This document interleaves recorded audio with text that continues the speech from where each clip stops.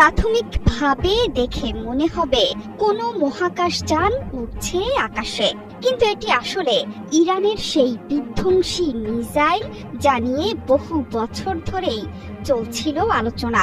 রাতেই যেই মিসাইল উৎক্ষেপণ করেছে ইরান, তেহরানের আকাশসীমা পেরিয়ে উড়ে যাচ্ছে ইসরায়েলে। এ সময় সৃষ্টি হয় এক অভূতপূর্ব দৃশ্যের। এটি আছড়ে পড়েছে তেল আবিবের সামরিক স্থাপনায়। এই আল্ট্রা হেভি দূরপাল্লার ব্যালিস্টিক মিসাইলের ক্ষমতায় রীতিমতো চমকে উঠেছে গোটা বিশ্ব। অপারেশন ক্রু প্রমিস 4-এ ইরানি মিসাইল সেজ্জিলের আকাশে মহাকাশযানের মতো উড্ডয়নকে ঘিরে তৈরি হয়েছে তুমুল চাঞ্চল্য। এর মধ্যেই ইসরায়েলে ধ্বংসের চিহ্ন ফুটে উঠেছে চরম মাত্রায়। চারদিকে আগুন, ধোঁয়া, বিস্ফোরক। ধারণা করা হচ্ছে রাতে ইরানের ছোড়া সেজ্জিল মিসাইল আটকাতে পারেনি ইসরায়েলের এয়ার ডিফেন্স সিস্টেম। ইসরায়েলিরা লুকিয়ে আছে বাংকারে।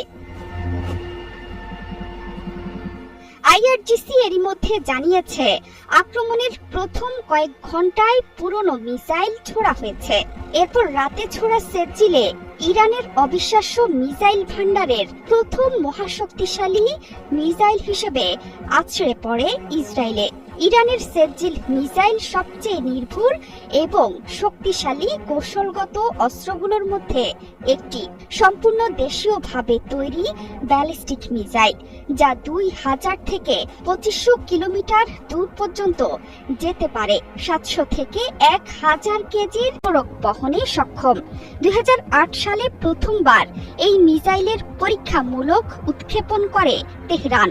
এমনকি 2021 সালেও সামরিক মহড়ার সময় সেজ্জিলকে গুরুত্বপূর্ণ অস্ত্র হিসেবে বিশ্বের সামনে আনে তেহরান। তখন থেকেই ভবিষ্যতের আক্রমণে সুপারসনিক এবং ব্যালিস্টিক মিসাইল ব্যবহারের সিদ্ধান্ত নিয়েছিল তেহরান।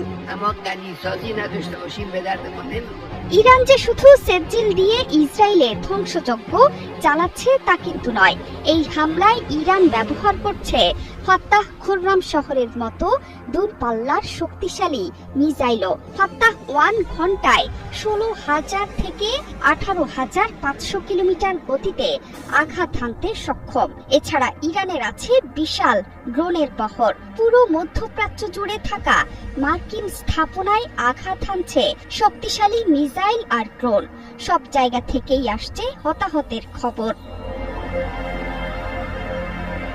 এর মধ্যেই ইসরায়েলে ধ্বংসযজ্ঞের ভিডিও ছড়িয়ে পড়েছে সামাজিক মাধ্যম থেকে গণমাধ্যমে। চারদিকে ধোঁয়া, আগুন, বিস্ফোরণ।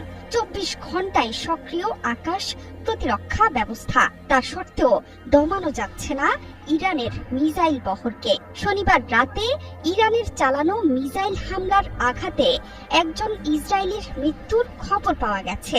আহত হয়েছেন আরো 20 জন।